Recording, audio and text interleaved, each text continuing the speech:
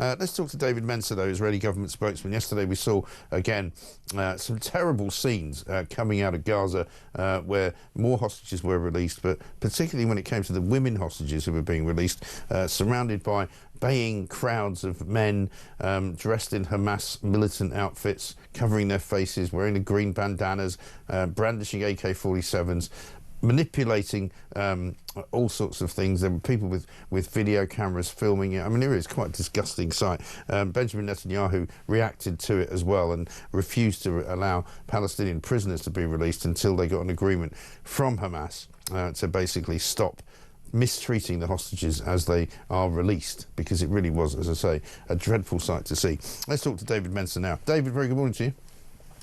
Good to be with you, Mike. Thanks very much indeed for talking to us. It was a quite awful sort of orchestrated scenes that we're seeing here as that person to the right of the picture is filming the hostage there. She's hopefully now in the arms of her loved ones, and she's free, and that could be only a good thing. But, you know, they're trying to make propaganda out of it. I mean, it really is quite disgusting, isn't it?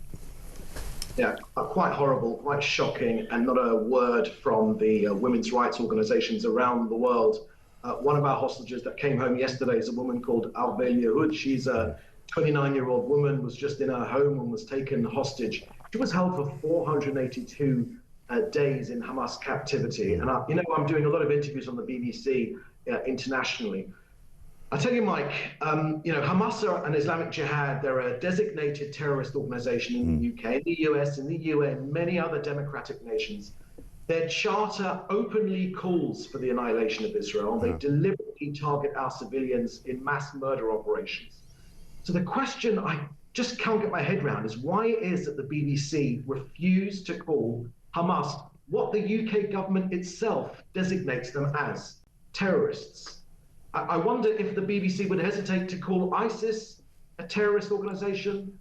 Why does Hamas, which has beheaded our people, taken our people hostage, these scenes yesterday were horrific, raped women, get different treatment? Yeah, it doesn't make any sense to me either, David. I mean, I was watching Laura Kuenssberg's show last Sunday, and normally speaking, I think it was the Sunday before actually, Laura Kuenssberg is one of the less ridiculous BBC news hosts, you know, but she was doing the same thing, and every time she mentioned Hamas, she more or less sort of was at pains to point out, you know, an organisation which is prescribed by many countries, including Britain. And you kind of go, and she didn't even use the word a terrorist organisation, she said just prescribed. And I'm thinking, you know, apart from the fact that it's really bad journalism because you're using more words than you need to use to describe something which is very easy to describe, in my view, I just call them the terrorist organisations Hamas, or the Hamas terrorists. That's it. You don't need any other words. I find it extraordinary.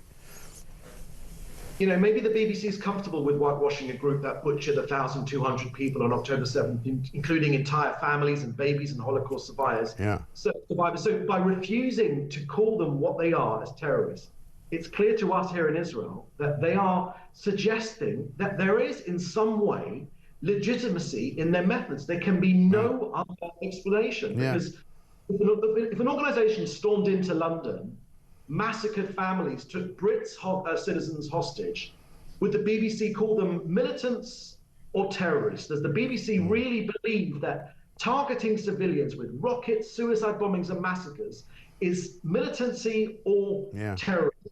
So, absolutely. And also some organisations here as well, and it may not be just limited to the BBC, were kind of referring to, in some ways, the Palestinian prisoners being released as some kind of equivalence, you know, that these are people that have been held hostage by the Israeli government.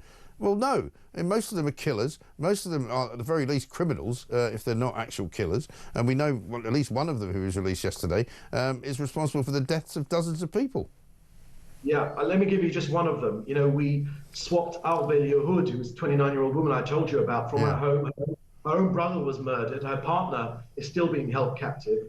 We swapped him for many terrorists, amongst them, and this is very painful for Israelis, but we need to get our hostages home, but amongst them was Mohammed Abu Warda. He murdered 45 civilians in the 90s. Yeah. He got 48 life sentences. He's never expressed remorse for his actions. No. So the question we're asking ourselves here, with the BBC's refusal to call Hamas terrorists They're simply emboldening extremism, they fuel anti-Semitism, and they create a false moral equivalence between a sovereign democratic country, Israel, in line with the UK, and a genocidal death cult. We're starting to wonder whose side they're actually on. Yeah, absolutely right. It's a good and challenging point to make. I've got more bad news for you though on that front, because it was Holocaust Memorial Day the other day, and I don't know if you saw this particular report from ITV. This was very much castigated by all and sundry, and they did apologise for it in the end. But just take a look at this. King Charles will become the first British head of state to visit Auschwitz-Birkenau later today as part of events to mark 80 years since the liberation of the Nazi death camp. 6 million people were killed in concentration camps during the Second World War, as well as millions of others because they were Polish, disabled, gay, or belonged to another ethnic group. I mean, I had to watch that several times to understand that they deliberately removed the word Jew or Jewish people from that that report. I mean, I can't explain it, David. Well, it's appeasement. Let's call it precisely what it is. Of course, Churchill called appeasement feeding the alligator and hoping it'll eat you last. This sort of extremism, this woke extremism, and let's call it what it is. It's Jew hatred, writing the Jews out from the worst crime of humanity in the history of mankind. It is anti-Semitism, but it's also appeasement. It's feeding, it's feeding the militant Islam for fear of offending them. You know, we're on the front line of this battle here in Israel. We wish to live in peace desperately, but we're facing jihadists. The only way is to wipe them off the face of the earth, and then we can move forward to a peaceful future for all the people in this region. Absolutely. As for ITV, it's just plainly pathetic. Yeah, quite right. Finally, what's the next stage of the hostage release sort of schedule, if there is one? So tomorrow, on Saturday, we have another 3 of our hostages coming out. That we're moving forward with the first tranche of the hostage releases, 33 of them to be released. Unfortunately, 25 of them are alive, which is great news. 7 of them are dead, unfortunately. We want to bring them all home. It's an open sore in our society here, but the government has a moral commitment. It has an unbreakable commitment to the people in this country to bring our home, although it comes at a very, very heavy price. Make no mistake. Absolutely. David, we wish you luck with it all as ever. David Mencer, Israeli government spokesman, thank you very much indeed for talking to us. This is, of course, the home of common sense.